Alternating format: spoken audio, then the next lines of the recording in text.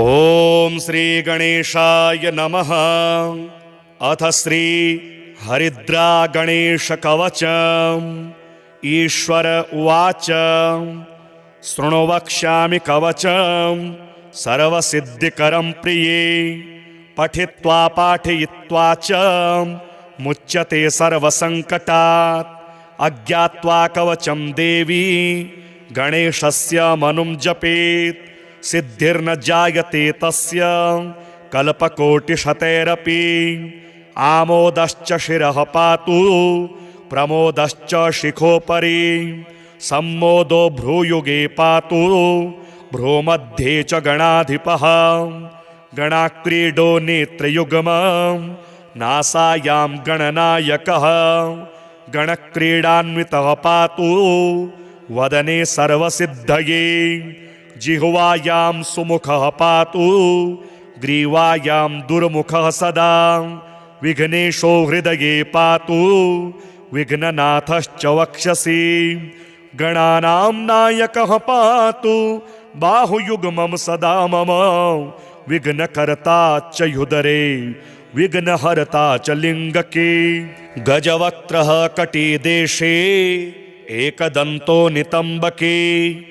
लंबोदरः सदा पातु गुह्यदेशे ममारुणः। व्यालयज्ञोपवीति मां पातु पादयुगे सदा। जापकः सर्वदा पातु जानुजङ्घे गणाधिपः। हारिद्रः सर्वदा पातु सर्वाङ्गे गणनायकः। य इदं प्रपठे नित्यं गणेशस्य महेश्वरी। कवचं सर्वसिद्धाख्यं सर्वविघ्नविनाशनं। सर्वसिद्धिकरं साक्षात् सर्वपापविमोचनं। सर्वसम्पत्प्रदं साक्षात् सर्वदुःखविमोक्षणं। सर्वापत्तिप्रशमनं सर्वशत्रुक्षयङ्करं। ग्रहपीडाज्वरारोगा ये चान्ये गुह्यकादयः। पठनाद्धारणादेव नाशमायन्ति तत्क्षणात्। धनधान्यकरं देवी कवचं सुरपूजितं। समं नास्ति महेशानि त्रैलोक्ये कवचस्य च। हारिद्रस्य महादेवी विघ्नराजस्य भूतले। किमन्यैरसदालापैर्यत्रायुर्व्ययतामि यात्। ईश्वर उवाच शृणु वक्ष्यामि कवचं सर्वसिद्धिकरं प्रिये। पठित्वा पाठयित्वा च मुच्यते सर्वसङ्कटात्। अज्ञात्वा कवचं देवी गणेशस्य मनुं जपेत्। सिद्धिर्न जायते तस्य कल्पकोटिशतैरपि। आमोदश्च शिरः पातु प्रमोदश्च शिखोपरि। सम्मोदो भ्रूयुगे पातु भ्रूमध्ये च गणाधिपः। गणाक्रीडो नेत्रयुग्मं नासायां गणनायकः। गणक्रीडान्वितः पातु वदने सर्वसिद्धये। जिह्वायां सुमुखः पातु ग्रीवायां दुर्मुखः सदा। विघ्नेशो हृदये पातु विघ्ननाथश्च वक्षसि।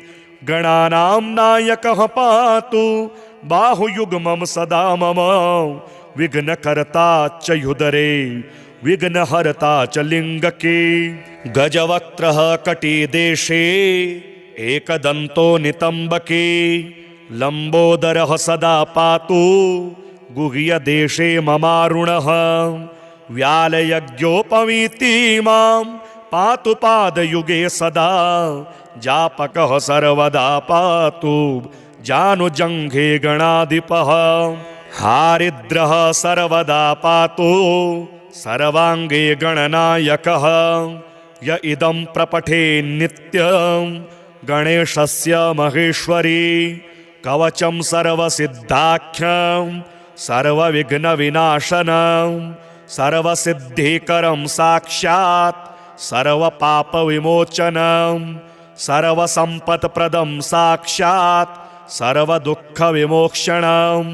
सर्वापत्तिप्रशमनं सर्वशत्रुक्षयङ्करं ग्रहपीडाज्वरारोगा ये चान्ये गुह्यकादयः पठनाद्धारणादेव नाशमायन्ति तत्क्षणात् धनधान्यकरं देवी कवचं सुरपूजितं समं नास्ति महेशानि त्रैलोक्ये कवचस्य च हारिद्रस्य महादेवी विघ्नराजस्य भूतले किमन्येरसदालापैर्यत्रायुर्व्ययतामि यात् ईश्वर उवाच शृणु वक्ष्यामि कवचं सर्वसिद्धिकरं प्रिये पठित्वा पाठयित्वा च मुच्यते सर्वसङ्कटात् अज्ञात्वा कवचं देवी गणेशस्य मनुं जपेत्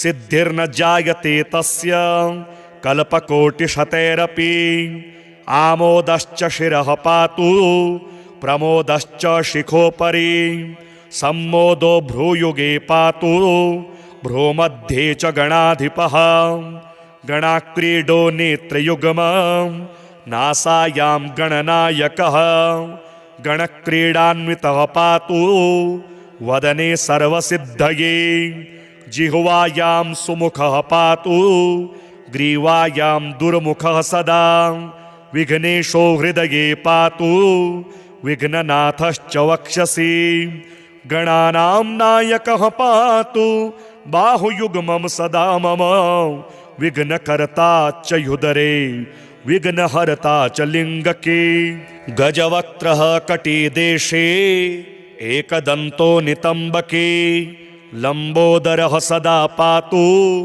गुह्यदेशे ममारुणः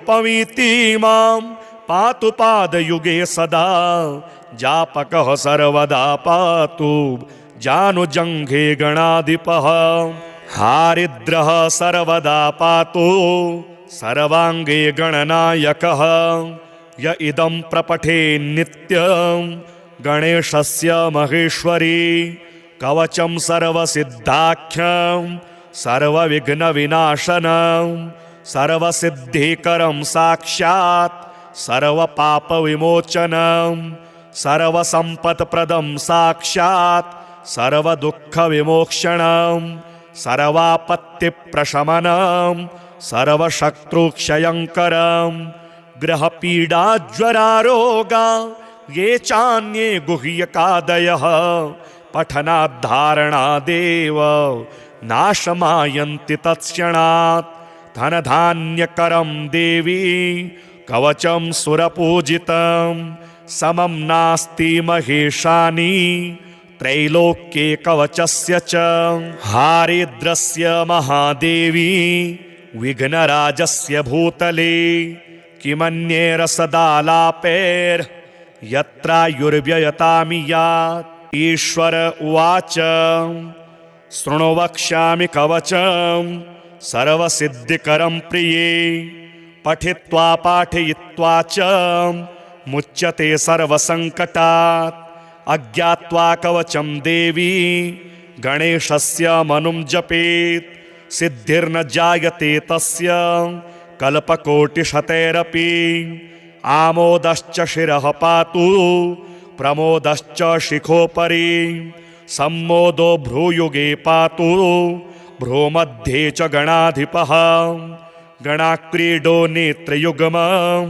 नासायां गणनायकः गणक्रीडान्वितः पातु वदने सर्वसिद्धये जिह्वायां सुमुखः पातु ग्रीवायां दुर्मुखः सदा विघ्नेशो हृदये पातु विघ्ननाथश्च वक्षसि गणानां नायकः पातु बाहुयुग्मं सदा मम विघ्नकर्ता च युदरे विघ्नहर्ता च लिङ्गके गजवक्त्रः कटिदेशे एकदन्तो नितम्बके लम्बोदरः सदा पातु गुह्यदेशे ममारुणः व्यालयज्ञोपवीतिमां पातु पादयुगे सदा जापकः सर्वदा पातु जानुजङ्घे गणाधिपः हारिद्रः सर्वदा पातु सर्वाङ्गे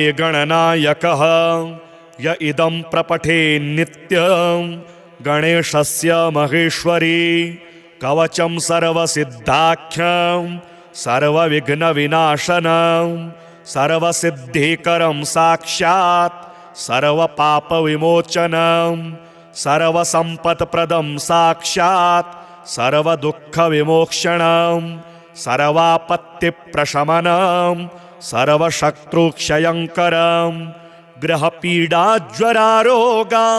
ये चान्ये गुह्यकादयः पठनाद्धारणादेव नाशमायन्ति तत्क्षणात् धनधान्यकरं देवी कवचं सुरपूजितं समं नास्ति महेशानि त्रैलोक्ये कवचस्य च हारिद्रस्य महादेवी विघ्नराजस्य भूतले किमन्येरसदालापैर्यत्रायुर्व्ययतामि यात् ईश्वर उवाच शृणु वक्ष्यामि कवचं सर्वसिद्धिकरं प्रिये पठित्वा पाठयित्वा च मुच्यते सर्वसङ्कटात् अज्ञात्वा कवचं देवी गणेशस्य मनुं जपेत् सिद्धिर्न जायते तस्य कल्पकोटिशतैरपि आमोदश्च शिरः पातु प्रमोदश्च शिखोपरि सम्मोदो भ्रूयुगे पातु भ्रूमध्ये च गणाधिपः गणाक्रीडो नेत्रयुग्मं नासायां गणनायकः गणक्रीडान्वितः पातु वदने सर्वसिद्धये जिह्वायां सुमुखः पातु ग्रीवायां दुर्मुखः सदा विघ्नेशो हृदये पातु विघ्ननाथश्च वक्षसि गणानां नायकः पातु बाहुयुग्मं सदा मम विघ्नकर्ता च युदरे विघ्नहर्ता च लिङ्गके गजवक्त्रः कटिदेशे एकदन्तो नितम्बके लम्बोदरः सदा पातु गुह्यदेशे ममारुणः व्यालयज्ञोपवीति मां पातु पादयुगे सदा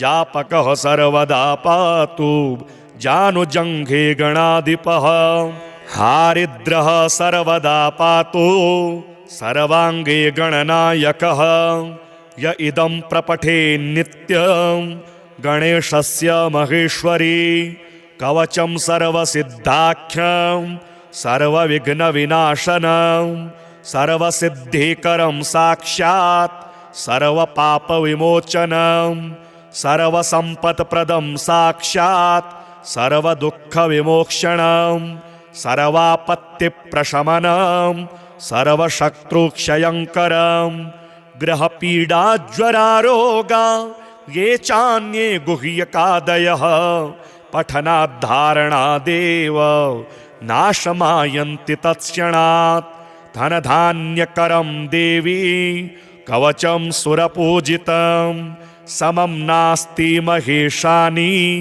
त्रैलोक्ये कवचस्य च हारिद्रस्य महादेवी विघ्नराजस्य भूतले किमन्येरसदालापैर्यत्रायुर्व्ययतामि यात् ईश्वर उवाच शृणु वक्ष्यामि कवचं सर्वसिद्धिकरं प्रिये पठित्वा पाठयित्वा च मुच्यते सर्वसङ्कटात् अज्ञात्वा कवचं देवी गणेशस्य मनुं जपेत् सिद्धिर्न जायते तस्य कल्पकोटिशतैरपि आमोदश्च शिरः पातु प्रमोदश्च शिखोपरि सम्मोदो भ्रूयुगे पातु भ्रूमध्ये च गणाधिपः गणाक्रीडो नेत्रयुग्मं नासायां गणनायकः गणक्रीडान्वितः पातु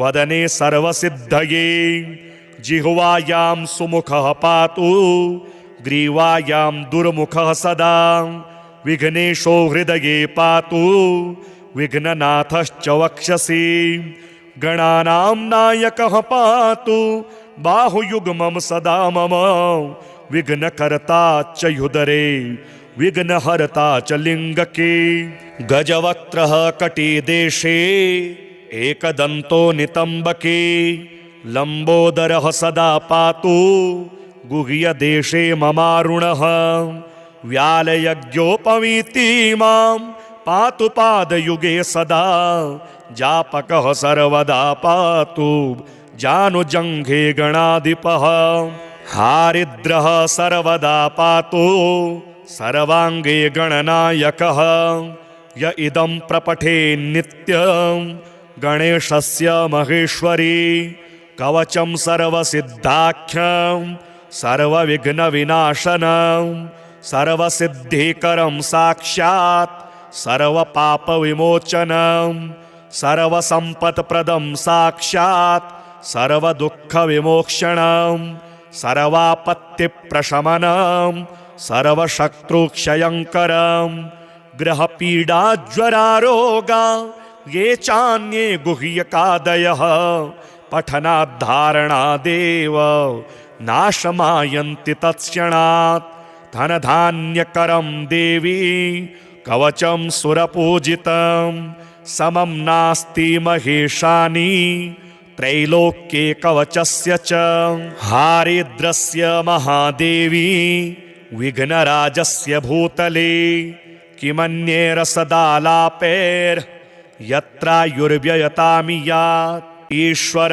उवाच शृणु वक्ष्यामि कवचं सर्वसिद्धिकरं प्रिये पठित्वा पाठयित्वा च मुच्यते सर्वसङ्कटात् अज्ञात्वा कवचं देवी गणेशस्य मनुं जपेत् सिद्धिर्न जायते तस्य कल्पकोटिशतैरपि आमोदश्च शिरः पातु प्रमोदश्च शिखोपरि सम्मोदो भ्रूयुगे पातु भ्रूमध्ये च गणाधिपः गणाक्रीडो नेत्रयुग्मं नासायां गणनायकः गणक्रीडान्वितः पातु वदने सर्वसिद्धये जिह्वायां सुमुखः पातु ग्रीवायां दुर्मुखः सदा विघ्नेशो हृदये पातु विघ्ननाथश्च वक्षसि गणानां नायकः पातु बाहुयुग्मं सदा मम विघ्नकर्ता च युदरे विघ्नहर्ता च लिङ्गके गजवक्त्रः कटिदेशे एकदन्तो नितम्बके लम्बोदरः सदा पातु गुह्यदेशे ममारुणः व्यालयज्ञोपवीति मां पातु पादयुगे सदा जापकः सर्वदा पातु जानुजङ्घे गणाधिपः हारिद्रः सर्वदा पातु सर्वाङ्गे गणनायकः य इदं प्रपठे नित्यं गणेशस्य महेश्वरी कवचं सर्वसिद्धाख्यं सर्वविघ्नविनाशनं सर्वसिद्धिकरं साक्षात् सर्वपापविमोचनं सर्वसम्पत्प्रदं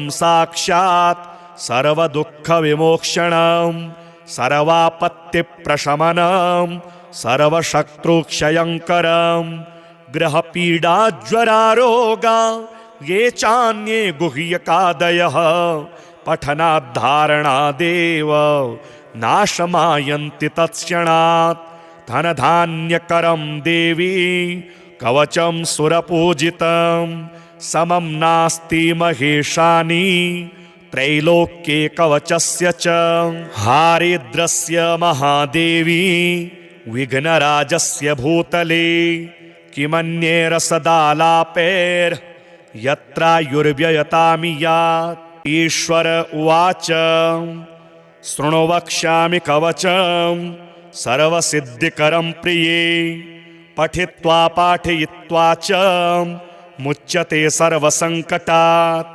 अज्ञात्वा कवचं देवी गणेशस्य मनुं जपेत् सिद्धिर्न जायते तस्य कल्पकोटिशतैरपि आमोदश्च शिरः पातु प्रमोदश्च शिखोपरि सम्मोदो भ्रूयुगे पातु भ्रूमध्ये च गणाधिपः गणाक्रीडो नेत्रयुग्मं नासायां गणनायकः गणक्रीडान्वितः पातु वदने सर्वसिद्धये जिह्वायां सुमुखः पातु ग्रीवायां दुर्मुखः सदा विघ्नेशो हृदये पातु विघ्ननाथश्च वक्षसि गणानां नायकः पातु बाहुयुग्मं सदा मम विघ्नकर्ता च युदरे विघ्नहर्ता च लिङ्गके गजवक्त्रः कटिदेशे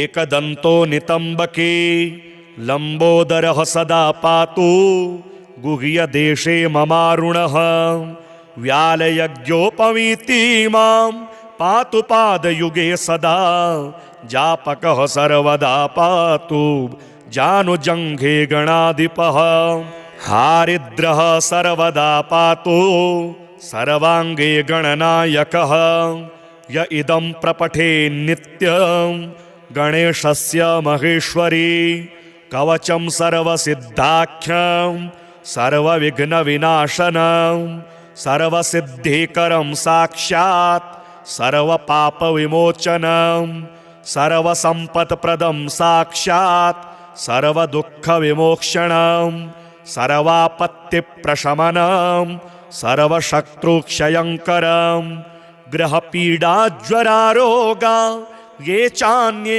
गुह्यकादयः पठनाद्धारणादेव नाशमायन्ति तत्क्षणात् धनधान्यकरं देवी कवचं सुरपूजितं समं नास्ति महेशानि त्रैलोक्ये कवचस्य च हारिद्रस्य महादेवी विघ्नराजस्य भूतले किमन्येरसदालापैर्यत्रायुर्व्ययतामि यात् ईश्वर उवाच शृणु वक्ष्यामि कवचं सर्वसिद्धिकरं प्रिये पठित्वा पाठयित्वा च मुच्यते सर्वसङ्कटात् अज्ञात्वा कवचं देवी गणेशस्य मनुं जपेत् सिद्धिर्न जायते तस्य कल्पकोटिशतैरपि आमोदश्च शिरः पातु प्रमोदश्च शिखोपरि सम्मोदो भ्रूयुगे पातु भ्रूमध्ये च गणाधिपः गणाक्रीडो नेत्रयुग्मं नासायां गणनायकः गणक्रीडान्वितः पातु वदने सर्वसिद्धये जिह्वायां सुमुखः पातु ग्रीवायां दुर्मुखः सदा विघ्नेशो हृदये पातु विघ्ननाथश्च वक्षसि गणानां नायकः पातु बाहुयुग्मं सदा मम विघ्नकर्ता च युदरे विघ्नहर्ता च लिङ्गके गजवक्त्रः कटिदेशे एकदन्तो नितम्बके लम्बोदरः सदा पातु गुह्यदेशे ममारुणः व्यालयज्ञोपवीति मां पातु पादयुगे सदा जापकः सर्वदा पातु जानुजङ्घे गणाधिपः हारिद्रः सर्वदा पातु सर्वाङ्गे गणनायकः य इदं प्रपठे नित्यं गणेशस्य महेश्वरी कवचं सर्वसिद्धाख्यं सर्वविघ्नविनाशनं सर्वसिद्धिकरं साक्षात् सर्वपापविमोचनं सर्वसम्पत्प्रदं साक्षात् सर्वदुःखविमोक्षणं सर्वापत्तिप्रशमनं सर्वशत्रुक्षयङ्करं ग्रहपीडाज्वरारोगा ये चान्ये गुह्यकादयः पठनाद्धारणादेव नाशमायन्ति तत्क्षणात् धनधान्यकरं देवी कवचं सुरपूजितं समं नास्ति महेशानि त्रैलोक्ये कवचस्य च हारिद्रस्य महादेवी विघ्नराजस्य भूतले किमन्येरसदालापैर्यत्रायुर्व्ययतामि यात्। ईश्वर उवाच शृणु वक्ष्यामि कवचं सर्वसिद्धिकरं प्रिये। पठित्वा पाठयित्वा च मुच्यते सर्वसङ्कटात्। अज्ञात्वा कवचं देवी गणेशस्य मनुं जपेत्। सिद्धिर्न जायते तस्य कल्पकोटिशतैरपि। आमोदश्च शिरः पातु प्रमोदश्च शिखोपरि। सम्मोदो भ्रूयुगे पातु भ्रूमध्ये च गणाधिपः। गणाक्रीडो नेत्रयुग्मं नासायां गणनायकः। गणक्रीडान्वितः पातु वदने सर्वसिद्धये। जिह्वायां सुमुखः पातु ग्रीवायां दुर्मुखः सदा। विघ्नेशो हृदये पातु विघ्ननाथश्च वक्षसि। गणानां नायकः पातु बाहुयुग्मं सदा मम। विघ्नकर्ता च युदरे विघ्नहर्ता च लिङ्गके। गजवक्त्रः कटिदेशे एकदन्तो नितम्बके। लम्बोदरः सदा पातु गुह्यदेशे ममारुणः। व्यालयज्ञोपवीति मां पातु पादयुगे सदा। जापकः सर्वदा पातु जानुजङ्घे गणाधिपः। हारिद्रः सर्वदा पातु सर्वाङ्गे गणनायकः। य इदं प्रपठे नित्यं गणेशस्य महेश्वरी। कवचं सर्वसिद्धाख्यं सर्वविघ्नविनाशनं। सर्वसिद्धिकरं साक्षात् सर्वपापविमोचनं। सर्वसम्पत्प्रदं साक्षात् सर्वदुःखविमोक्षणं। सर्वापत्तिप्रशमनं सर्वशत्रुक्षयङ्करं। ग्रहपीडाज्वरारोगा ये चान्ये गुह्यकादयः। पठनाद्धारणादेव नाशमायन्ति तत्क्षणात्। धनधान्यकरं देवी कवचं सुरपूजितं। समं नास्ति महेशानि त्रैलोक्ये कवचस्य च। हारिद्रस्य महादेवी विघ्नराजस्य भूतले किमन्येरसदालापैर्यत्रायुर्व्ययतामि यात्। ईश्वर उवाच शृणु वक्ष्यामि कवचं सर्वसिद्धिकरं प्रिये। पठित्वा पाठयित्वा च मुच्यते सर्वसङ्कटात्। अज्ञात्वा कवचं देवी गणेशस्य मनुं जपेत्। सिद्धिर्न जायते तस्य कल्पकोटिशतैरपि। आमोदश्च शिरः पातु प्रमोदश्च शिखोपरि। सम्मोदो भ्रूयुगे पातु भ्रूमध्ये च गणाधिपः। गणाक्रीडो नेत्रयुग्मं नासायां गणनायकः। गणक्रीडान्वितः पातु वदने सर्वसिद्धये। जिह्वायां सुमुखः पातु ग्रीवायां दुर्मुखः सदा। विघ्नेशो हृदये पातु विघ्ननाथश्च वक्षसि। गणानां नायकः पातु बाहुयुग्मं सदा मम। विघ्नकर्ता च युदरे विघ्नहर्ता च लिङ्गके।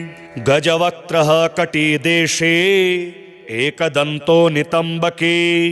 लम्बोदरः सदा पातु गुह्यदेशे ममारुणः। व्यालयज्ञोपवीति मां पातु पादयुगे सदा।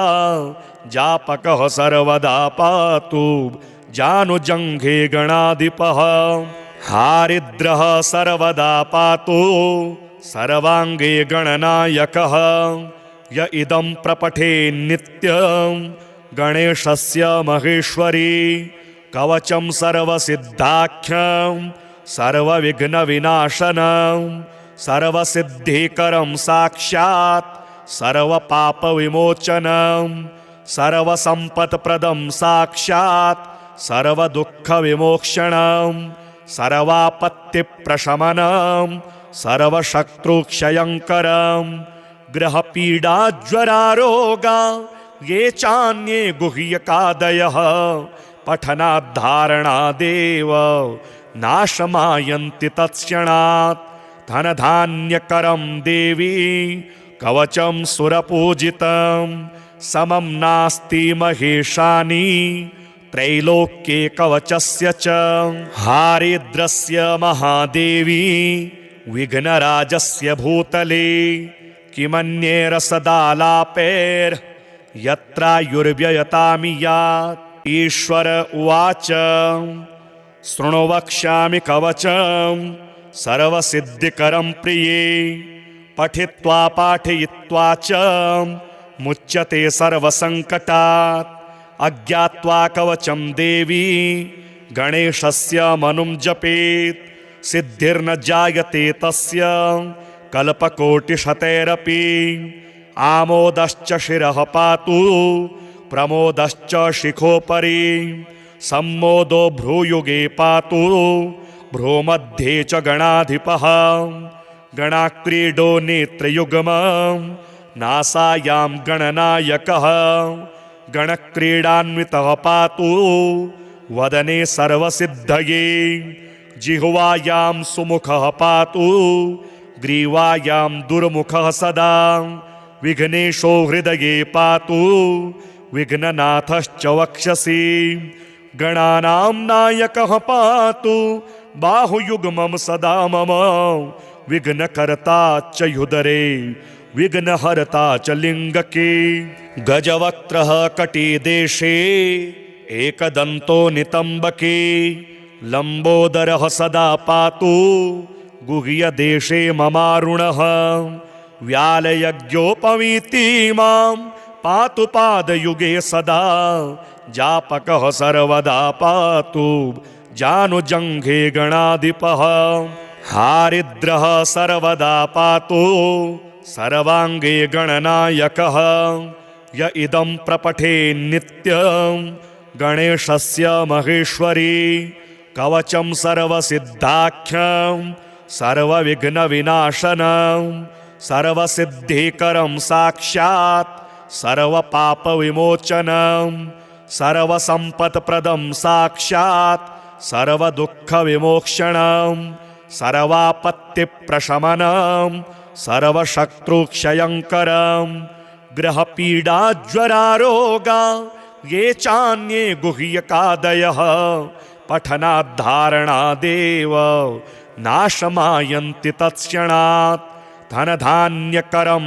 देवी कवचं सुरपूजितं समं नास्ति महेशानि त्रैलोक्ये कवचस्य च हारिद्रस्य महादेवी विघ्नराजस्य भूतले किमन्ये रसदालापैर्यत्रायुर्व्ययतामि यात् ईश्वर उवाच शृणु वक्ष्यामि कवचं सर्वसिद्धिकरं प्रिये पठित्वा पाठयित्वा च मुच्यते सर्वसङ्कटात् अज्ञात्वा कवचं देवी गणेशस्य मनुं जपेत् सिद्धिर्न जायते तस्य कल्पकोटिशतैरपि आमोदश्च शिरः पातु प्रमोदश्च शिखोपरि सम्मोदो भ्रूयुगे पातु भ्रूमध्ये च गणाधिपः गणाक्रीडो नेत्रयुग्मं नासायां गणनायकः गणक्रीडान्वितः पातु वदने सर्वसिद्धये जिह्वायां सुमुखः पातु ग्रीवायां दुर्मुखः सदा विघ्नेशो हृदये पातु विघ्ननाथश्च वक्षसि गणानां नायकः पातु बाहुयुग्मं सदा मम विघ्नकर्ता च युदरे विघ्नहर्ता च लिङ्गके गजवक्त्रः कटिदेशे एकदन्तो नितम्बके लम्बोदरः सदा पातु गुह्यदेशे ममारुणः व्यालयज्ञोपवीतिमां पातु पादयुगे सदा जापकः सर्वदा पातु जानुजङ्घे गणाधिपः हारिद्रः सर्वदा पातु सर्वाङ्गे गणनायकः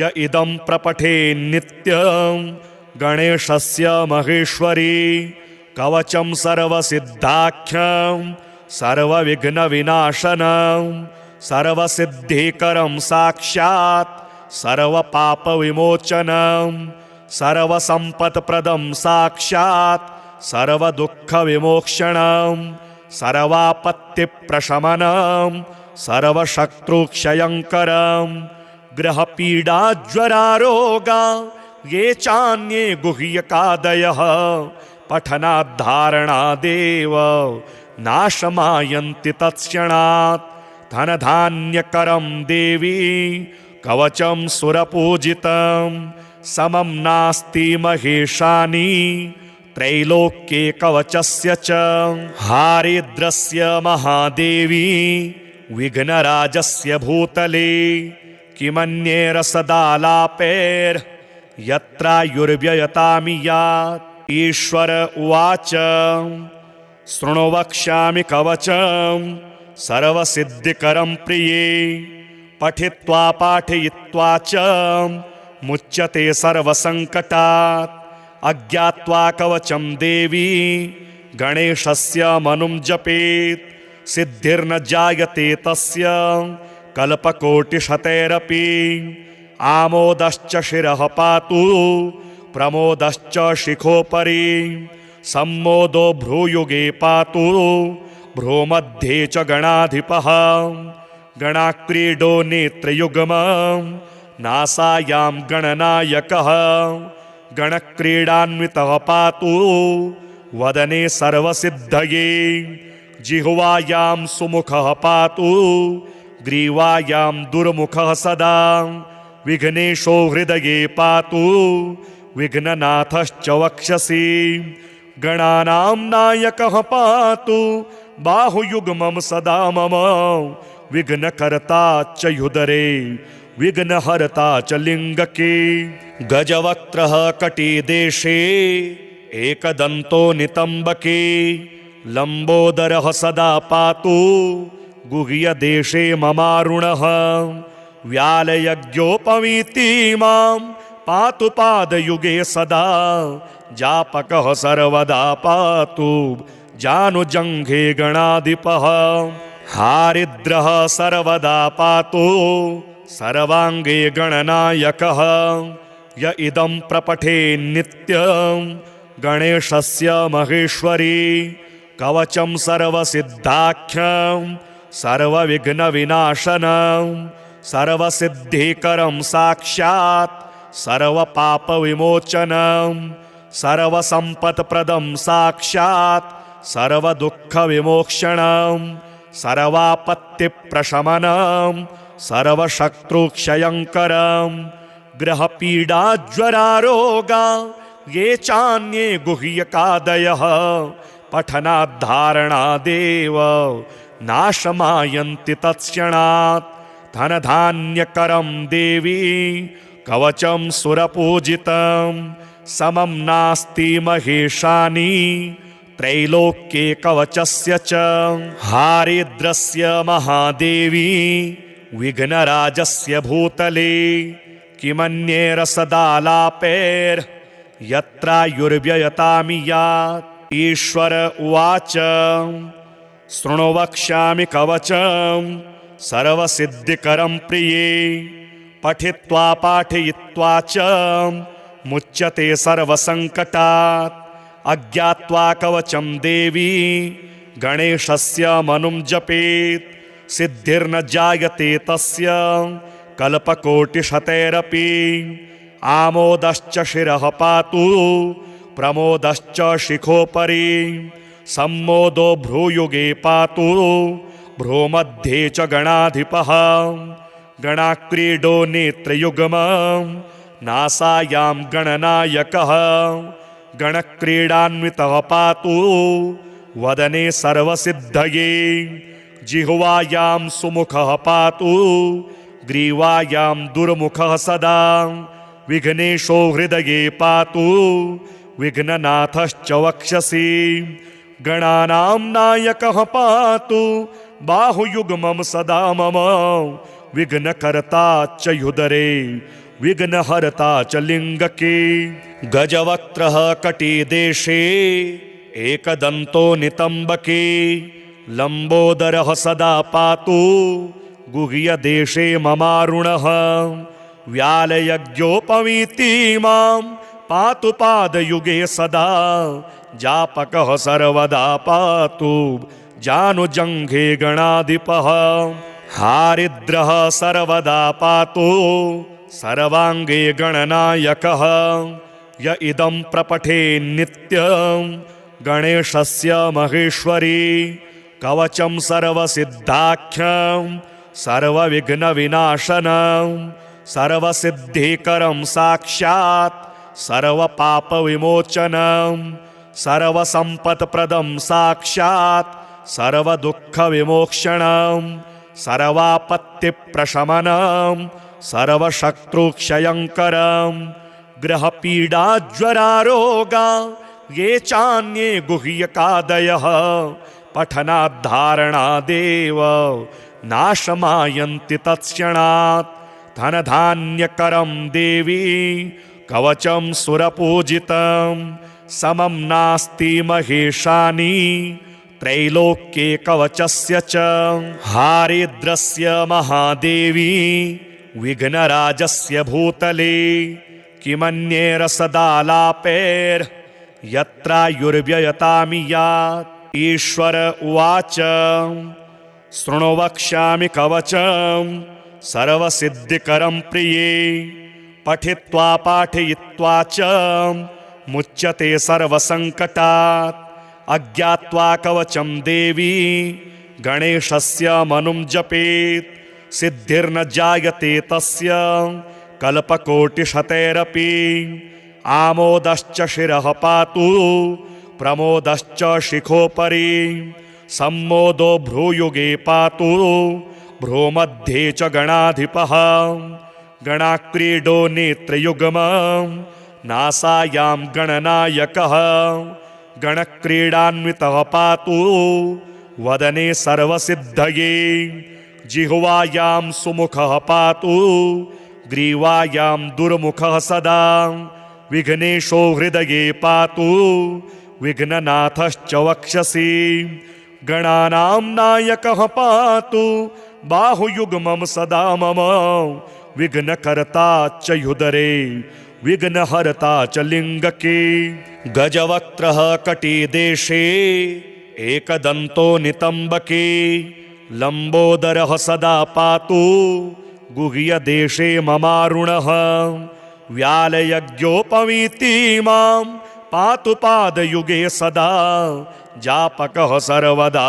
पातु जानुजङ्घे गणाधिपः हारिद्रः सर्वदा पातु सर्वाङ्गे गणनायकः य इदं प्रपठे नित्यं गणेशस्य महेश्वरी कवचं सर्वसिद्धाख्यं सर्वविघ्नविनाशनं सर्वसिद्धिकरं साक्षात् सर्वपापविमोचनं सर्वसम्पत्प्रदं साक्षात् सर्वदुःखविमोक्षणं सर्वापत्तिप्रशमनं सर्वशत्रुक्षयङ्करं ग्रहपीडाज्वरारोगा ये चान्ये गुह्यकादयः पठनाद्धारणादेव नाशमायन्ति तत्क्षणात् धनधान्यकरं देवी कवचं सुरपूजितं समं नास्ति महेशानि त्रैलोक्ये कवचस्य च हारिद्रस्य महादेवी विघ्नराजस्य भूतले किमन्येरसदालापैर्यत्रायुर्व्ययतामि यात् ईश्वर उवाच शृणु वक्ष्यामि कवचं सर्वसिद्धिकरं प्रिये पठित्वा पाठयित्वा च मुच्यते सर्वसङ्कटात् अज्ञात्वा कवचं देवी गणेशस्य मनुं जपेत् सिद्धिर्न जायते तस्य कल्पकोटिशतैरपि आमोदश्च शिरः पातु प्रमोदश्च शिखोपरि सम्मोदो भ्रूयुगे पातु भ्रूमध्ये च गणाधिपः गणाक्रीडो नेत्रयुग्मं नासायां गणनायकः गणक्रीडान्वितः पातु वदने सर्वसिद्धये जिह्वायां सुमुखः पातु ग्रीवायां दुर्मुखः सदा विघ्नेशो हृदये पातु विघ्ननाथश्च वक्षसि गणानां नायकः पातु बाहुयुग्मं सदा मम विघ्नकर्ता च युदरे विघ्नहर्ता च लिङ्गके गजवक्त्रः कटिदेशे एकदन्तो नितम्बके लम्बोदरः सदा पातु गुह्यदेशे ममारुणः व्यालयज्ञोपवीति मां पातु पादयुगे सदा जापकः सर्वदा पातु जानुजङ्घे गणाधिपः हारिद्रः सर्वदा पातु सर्वाङ्गे गणनायकः य इदं प्रपठे नित्यं गणेशस्य महेश्वरी कवचं सर्वसिद्धाख्यं सर्वविघ्नविनाशनं सर्वसिद्धिकरं साक्षात् सर्वपापविमोचनं सर्वसम्पत्प्रदं साक्षात् सर्वदुःखविमोक्षणं सर्वापत्तिप्रशमनं सर्वशत्रुक्षयङ्करं ग्रहपीडाज्वरारोगा ये चान्ये गुह्यकादयः पठनाद्धारणादेव नाशमायन्ति तत्क्षणात् धनधान्यकरं देवी कवचं सुरपूजितं समं नास्ति महेशानि त्रैलोक्ये कवचस्य च हारिद्रस्य महादेवी विघ्नराजस्य भूतले किमन्ये रसदालापैर्यत्रायुर्व्ययतामि यात् ईश्वर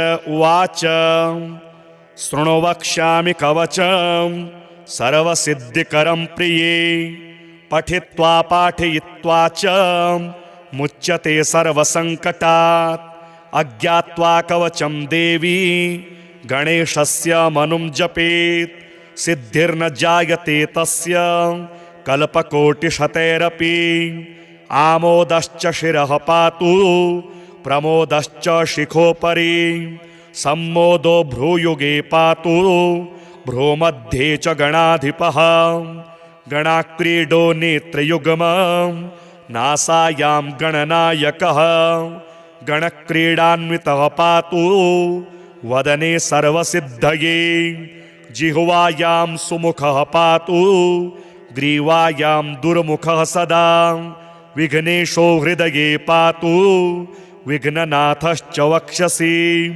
गणानां नायकः पातु बाहुयुग्मं सदा मम विघ्नकर्ता च युदरे विघ्नहर्ता च लिङ्गके गजवक्त्रः कटिदेशे एकदन्तो नितम्बके लम्बोदरः सदा पातु गुह्यदेशे ममारुणः व्यालयज्ञोपवीति मां पातु पादयुगे सदा जापकः सर्वदा पातु जानुजङ्घे गणाधिपः हारिद्रः सर्वदा पातु सर्वाङ्गे गणनायकः य इदं प्रपठे नित्यं गणेशस्य महेश्वरी कवचं सर्वसिद्धाख्यं सर्वविघ्नविनाशनं सर्वसिद्धिकरं साक्षात् सर्वपापविमोचनं सर्वसम्पत्प्रदं साक्षात्